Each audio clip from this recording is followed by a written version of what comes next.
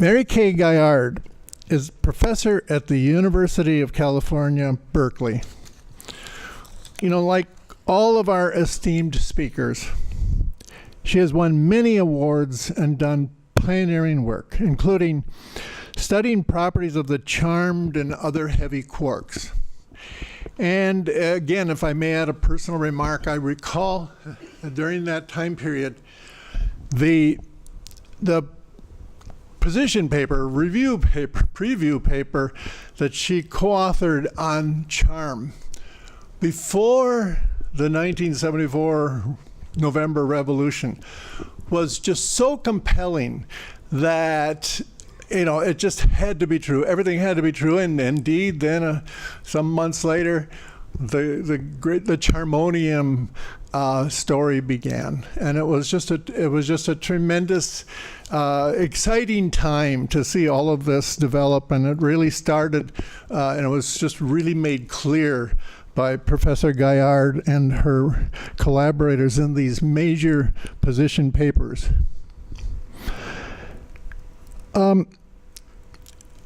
Professor Gaillard continues, of course, to work on cutting-edge physics, and she gave a wonderful answer to some of the Reddit questioners about supersymmetry, superstrings, and so I got to say it. We're also a Gaillard number of one. Our physics group got all excited about writing a paper with her in that 1970s. And so we're pleased to have her to discuss with us today the work on quarks and experimental signatures with which she has been associated through the years. So please join me in welcoming Professor Gaillard. When I was preparing these talks, I had a hard time figuring out how I was going to fit 3 topics into 25 plus 5, and then last night I was about to get into bed at 11 o'clock, and I discovered I had 10 extra minutes, so I can talk a little more slowly. And the other thing is I prepared the slides not knowing that this was going to be in something called QCD. And it does involve QCD, but it also involves a lot of electroweak interactions. That's just the way it is. No, that's wrong. There we go. The story of charm, well, I guess starts with a 1964 paper of Bjorkane and Shelley Glashaw. That was a time when some people were unhappy with the idea of fractionally charged quarks, and so people were trying to make models with integrally charged quarks, and this was one of them. Integrally, they weren't called quarks, constituents. This was one with 4 constituents, and they named the 4th one charm, which was the introduction of that word into our vocabulary. But it also had a very prophetic statement, which I find amazing. They wrote the charge-raising current. This is hard to do for me because I can't walk around, so I'll just... they wrote the charge-raising current with the matrix, a 4x4 matrix, charge-raising matrix W, and they noted that the commutation relation of W with its Hermitian conjugate is equal to 2Q minus 1, and said that this relation, independent of theta, the Cabibbo angle, suggests a possible intimate connections between weak and electromagnetic interactions. That was way back in 1964. Then in 1968, Mohapatra, Suba, and Marshak, they estimated the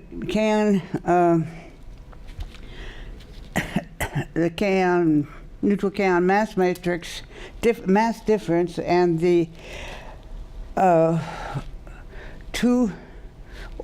second order weak correction to K to 2 mu, and concluded that if, for those things to be compatible with experiment, they were quadratically divergent, of course, and for them to be compatible with experiment, you needed a cutoff about a JEV. Then, in 1964, came Jim, Glasgow, Eliopoulos, Miami.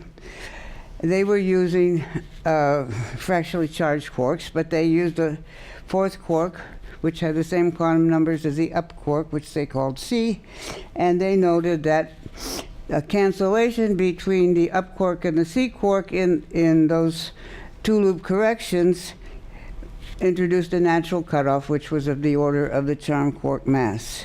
And they also noted that if you included a neutral boson, intermediate boson, along with the W plus boson, such that they formed Yang-Mills algebra, the neutral current would conserve flavor.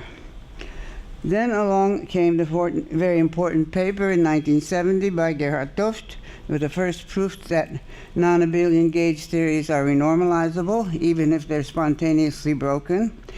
And that inspired Steve Weinberg to revive what's now called the GWS model, Glasgow-Weinberg-Salam. And he published a paper called A Model of Leptons, and that model predicted neutral currents. And then that same year, Busha, Eliopoulos, and Miami pointed out that the theory was not actually renormalizable unless the triangle anomalies were canceled. In other words, Tuft's initial proof was not quite complete, and that, in fact, in the contents of the GWS model, the charm quark was needed for normalization. So that kind of cemented the need for the charm quark. And then in 1973, I went to CERN for an academic year. That was a period that we called alternating neutral currents. Some experiments were finding neutral currents, some experiments were not finding neutral currents, and we, Ben Lee and I were discussing various models. And at some point I said to Ben, well, how come, if the Jim model is correct, why isn't the K to 2 gamma decay suppressed? And we worried about that for about half a day. And then he remembered, based on work he had done before with Joel Primick and Sam Treman, that in fact the K to 2, in the K to 2 gamma decay, these effects work differently. And then we undertook an analysis of three processes: K to 2 gamma, K to 2 mu, and the kaon mass matrix in the context of the GWS Jim model. The K to 2 mu just gave a weak bound on the charm up quark mass, which had to be less than 9 GeV. The calculation of the kaon mass difference led to two possibilities.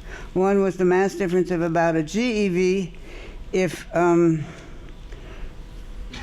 quark masses were comparable, or if the up quark mass was much, much smaller than the charm quark mass, which was suggested by the soft Pine theorems that you just heard about, then and was implied, in fact, by the K to 2 gamma analysis, then you ended up with a quark mass prediction of 1.5 GeV. Now, after we completed that work, we've discovered, and I think it was BJ who pointed this out to us, that a year earlier, Weinstein and Kriplovich had analyzed the 2 mu mode and the mass difference and came up with a mass difference estimate of a GeV, and then about the same time as our paper, there was a paper by Ernest Ma, who also analyzed K to 2 gamma and K to 2 mu, and got a charm quark mass predictions of 5 GeV. And the reason for that was that he misinterpreted the K to 2 gamma measurement as a result, as a measurement of the second order effect, when in fact it's just a upper limit on the second to fourth order weak effects, because the decay can be perfectly well explained by a combination of weak and electromagnetic effects. Then Ben and I got together with John Rosner and wrote the paper you just heard about, which came out as a preprint in 1974. We studied production, decay, and decays of charm particles based on the tools of the time, which were the parton model, selection rules. The charm production in neutrinos would look like a apparent violation of the well-known delta S equals minus delta Q rule. And we use mass sum rules from approximate flavor symmetry to predict that the d-quark mass, the lowest open charm state, would be lower than the lowest, lightest triplet charmonium state. And the Zweig rule, we extrapolated Zweig rule to predict the narrow width for the triplet state, but it still was off by a factor of 20, too large by a factor of 20, but it was very narrow compared with what one would expect from an ordinary resonance at that mass. Then, of course, in November 74 came the November Revolution. The triplet state was discovered at SLAC and at Brookhaven with a mass of 3.1 GeV and a width of about 0.1 MeV. And then at that time, QCD was being taken more seriously. Appelquist and Politzer replaced our Zweig rule argument with charmonium, with asymptotic freedom essentially. And so you got a much faster decrease in width as you went up in energy. They came up with prediction proportional to the strong coupling to the 6th power, or about 0.6 MeV, still a bit too large, but much closer. In March of 1975, de Herula, George, I, and Glashaw replaced our crude sum rules with treating quarks in a baryon as though they are in a Coulomb-like chromomagnetic field, and they came up with much better predictions for the masses of baryons, charm baryons. And then came the long wait for open charm. Now, in our paper with John, we had pointed out several hints of charm that already existed in the literature. There was a 1970 bump in the Columbia group led by Leon Letterman at Brookhaven at a baryon mass of a near 3.5 GeV. That's how it was described in the text. In the abstract, they just said there wasn't anything. There was an emulsion event by a Japanese group, a particle that decayed into pi 0, pi plus, with a mass of around 1.8 GeV, which was expected roughly for the D meson, and lifetime of 2.2 times 10 to the minus 14, which was compatible with which was also expected for D mesons. And then in the only application that we used in that paper, the only application of QCD, we borrowed a calculation, I think it was done by Appelquist and Carrizzoni, at order alpha of the ratio of hadrons to muons in E plus E minus scattering. And just out of curiosity, there's an eyeball fit at the bottom, which we ripped off somewhere from Steve Adler. That's what it says. That's what that little star says in the text underneath. And then we compared it to the SLAC data and showed that the fit for charm, which was the upper curve, is much better than its fit without charm, which is the lower curve.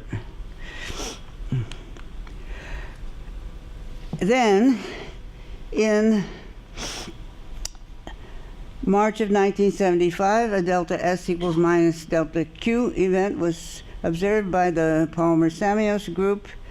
The final state was a muon and a bunch of hadrons that combined to give a mass which was compatible, which had been predicted by the Harvard people. The first p state was observed in July 1975, and finally, clear evidence for the d meson, a charm up or charm down bound state plus anything. And with a state, they found the resonances in the k-pi and 3-pi mode, again at mass of around 1.8 or 9 MeV. And that's when that was found, that's when Ben called me up and said charm is found, which was a happy day for us. Now, the search for charm was confused by various things. Some were actually some mistakes that we made in our calculations, but anyway. But another source of confusion was the presence of another particle, the tau particle, which was first announced by the Pearl group, the group led by Pearl analyzing the SLAC data in 1975, and happened to have a mass very close to the d mass, reminiscent of the pi mu confusion many years earlier. Now that immediately told us, because of the BIM anomaly cancellation requirement for renormalizability, that we had to have two more quarks. And those quarks are denoted T and B, and some people call them top, truth and beauty.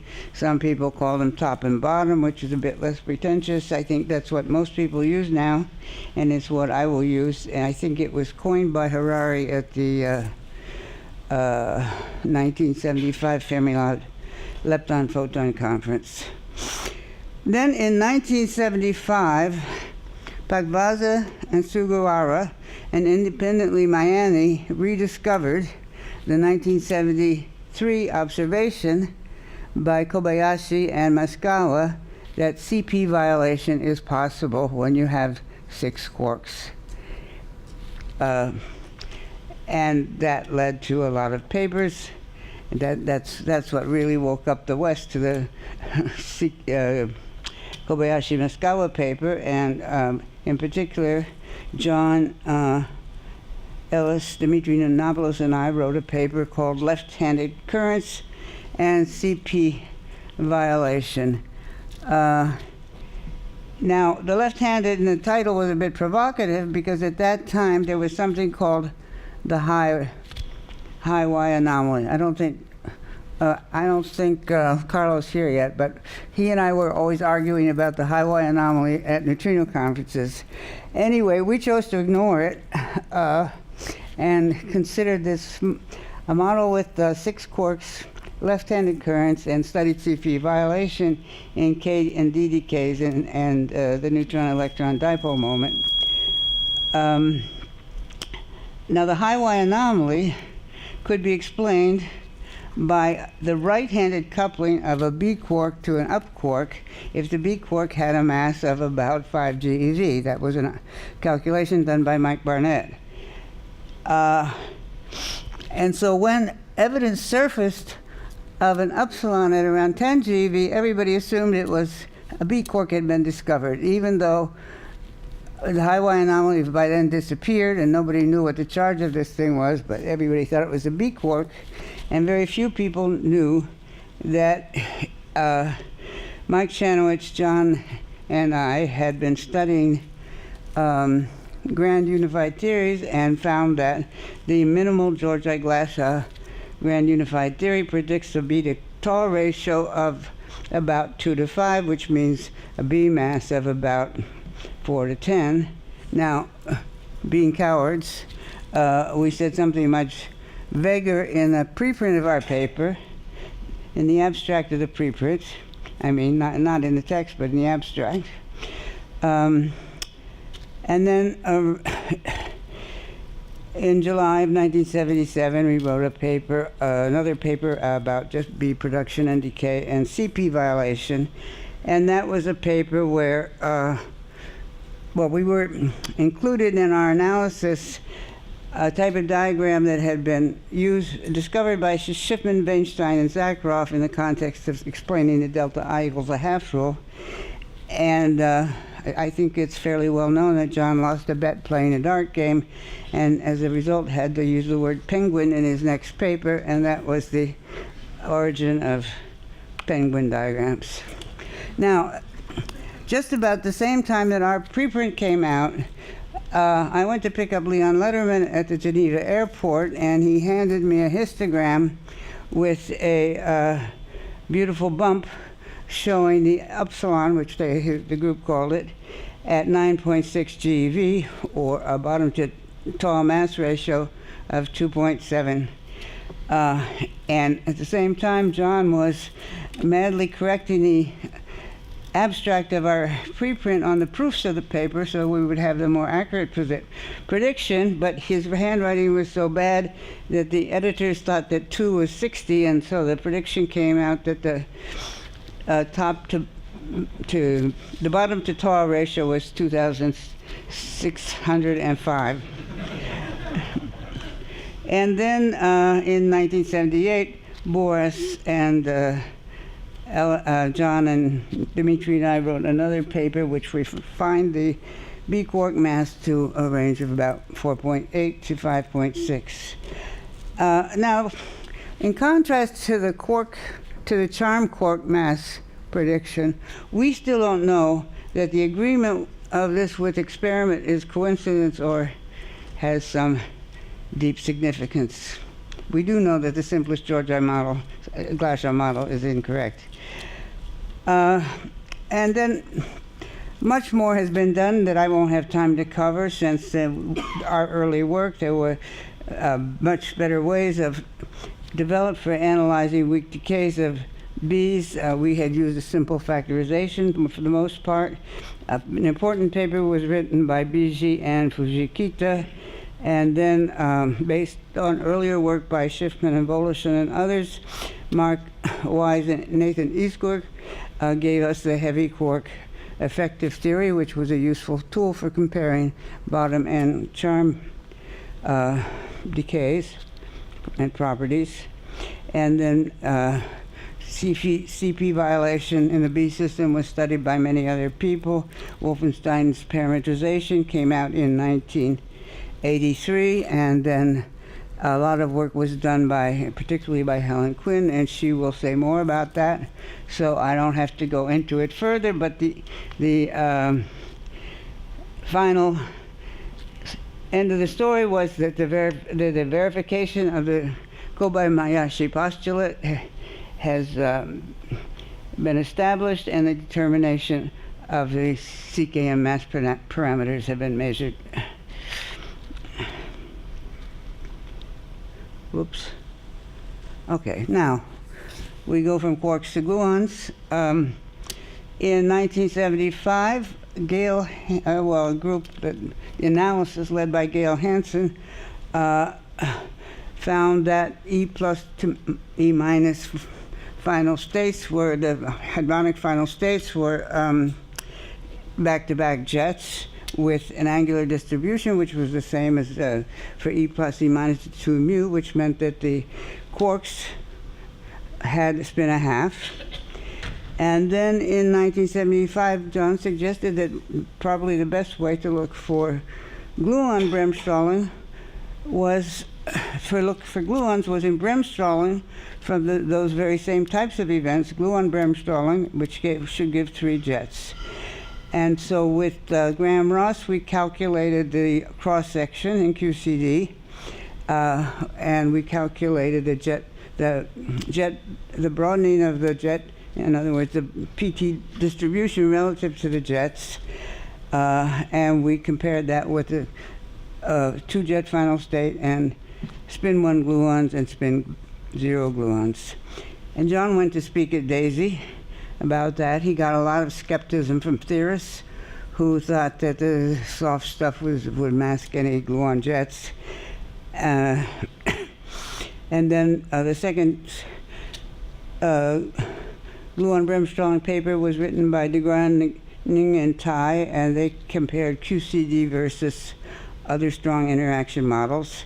And then there was an important paper by Sturman and Weinberg, which gave a rigorous definition of QCD jets, free of infrared and collinear singularities, and this led to a flood of papers and a bunch of new variables being proposed. An early one was by Howard Georgi and Maciasek, and then Eddie Fari introduced something that he called D for maximum directed momentum. And then I wrote a paper with John and Derula and Emmanuel Florestos, and we studied event patterns resulting from energy flow, and we used Fari's variable, except we called it thrust, and that name seems to have stuck. Then in November 1978, the Pluto group analyzed upsilon final states, epsilon to hadrons, and they found that a 3-jet interpretation was favored over 2 jets or phase space distributions. In March of 1979, I went to speak at Erici about these 3-jet events, and I still got a lot of theory skepticism, and I think it was Lenny Siskin who was particularly giving me a hard time. But then just 1 month later, Solhan Wu and Zoberding published a method for 3-jet analysis in the Tasso experiment, and in July 1979, Bjorn Wick presented the first evidence for 3-jet events at the Neutrino Conference that year. And finally, in August 1979, the gluon discovery was official. At the Lepton-Photon Conference at Fermilab that year, Tasso, Jade, and Pluto presented examples of 3-jet events, as well as the analysis of 3-jet broadening, which was consistent with the QCD calculation, and the Mark J experiment studied event patterns along the lines that we had discussed in the so-called alphabetical paper. And then in 1980, Tasso established the spin 1 of the gluon using an earlier analysis by Ellis and Inge Karliner. And I just show you one picture of an early picture of a Tasso 3-jet event, and a more modern picture, a much higher energy, of a 3-jet event at LEP. So that is the end of my tale of 3 building blocks of the Standard Model. I'll just want to say in closing that I first was introduced to particle physics as an undergraduate summer student in 1959, and there I was taught by Bob Adair the elements of what was known about particle physics at the time, which was this first table in red, the 4 forces of nature, their strength, their range, and the particles that interacted. And then by 1976, when the tall quark was discovered, we had this lower table in blue, which was complete, at least as an artificial artifact, because the tall and renormalizability implied all the rest. Although it took a while, some maybe 40 years, for all of it to get established. Now, of course, the H is not the Standard Model, but we know there has to be gravitational theory of, a quantum theory of gravity, so If they're gravitational waves, they got to be gravitons. Thank you.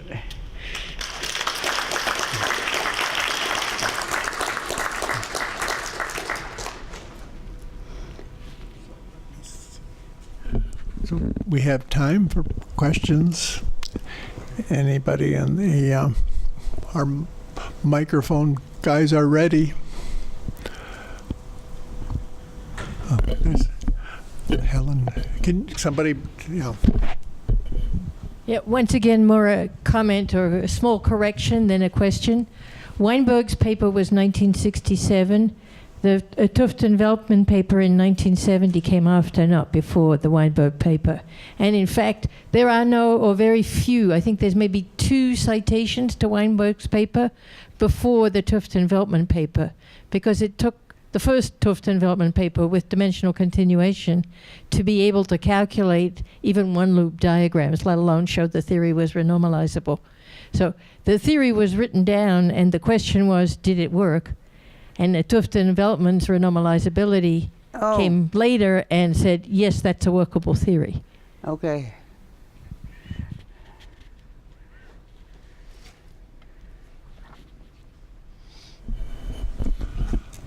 There's a question. What was Susskind giving you such a hard time about? You said he was giving you a hard time. Oh, Lenny, I just that it was naive to think that we would actually see the gluons at separate, as separate jets, because these were strings and things wouldn't separate out that neatly. It's just, he wasn't the only one. As I said, when John first went to Daisy with the idea, he got the same reaction. There was too much soft stuff going on, and that you wouldn't be able to see these things.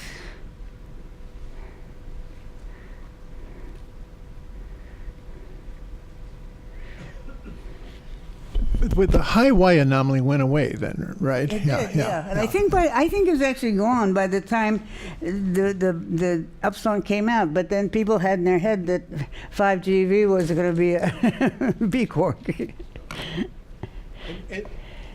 The other thing I was curious about was, there was this joke by, of course, Murray Gell-Mann, I'm sure, about when there was the upsilon, studies by Leon Lederman. Yeah, before it was the upsilon. Yeah, so it was oops Leon. Oops Leon, yeah. Because of what had happened there. They found a false bump. Leon was so mad that he hadn't taken seriously the charm which he discovered. So he was determined to find something, and he was a little bit too hasty with the oops Leon.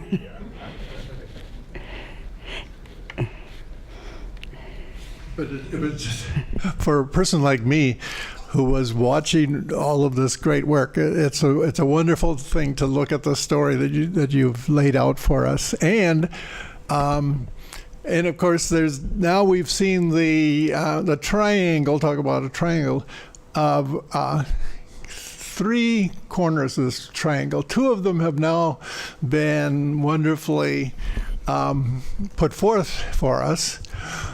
Adler, Gaillard, and we're going to be coming to the 3rd corner that you and Steve have been mentioning. I'll get to that in a moment. But right now, please join me in thanking Mary Kate for a wonderful talk.